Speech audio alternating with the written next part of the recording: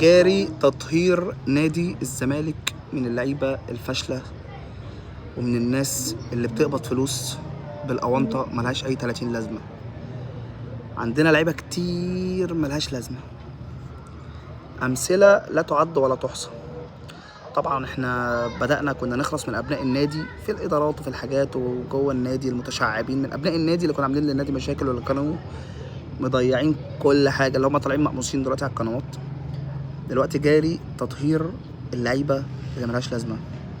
ان شاء الله مصطفى شلبي خلاص بره، في الطريق دونجا، في الطريق نيمار، في الطريق حسام اشرف، في الطريق ان شاء الله هيبقى الزناري، بس مش عارف، بيقول لك المدرب تقريبا مقتنع بيه، ممكن يطلع منه شغل مش عارف. بس عموما اي حد زي الجزيري، زي ناس كتير ملهاش لازمه، هتتكل على الله. انا عندي وجهه نظر ان ال 30 لعيب اللي عندك 32 مش عارف ايه، لو بقوا 23 لعيب وانت وفرت المرتبات الضخمه اللي انت بتديها للعيبه دي وباقي الفرقه راقت، يبقى انت كده بخير، انت كده بخير. شوف عندك بتاع حسبة 10 لعيبه، انت لو هتمشي حسبة 15.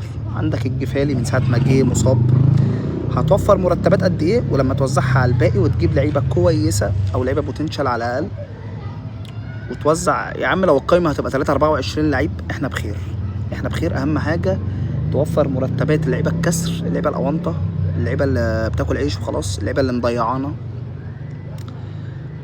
وهترتاح، والناس التانية هتقبض واللي موجودين هيبقوا مرتاحين، صح؟ فاعتقد ان جون ادوارد لو كان موجود من بدري كنا بعنا زيزو برقم محترم لنادي محترم. زيزو ما كانش لعب معاك اللعبه الدنيئه اللي لعبها دي.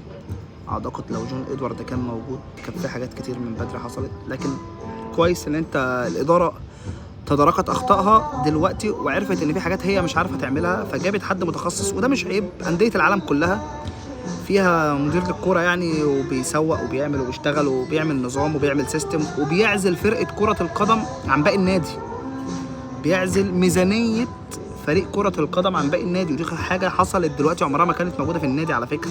انت كانت جميع الالعاب صايحة في بعض، انت بتجيب فلوس من هنا تحط هنا، تجيب فلوس من هنا تحط هنا، وده ما كانش صح وما كانش ناجح.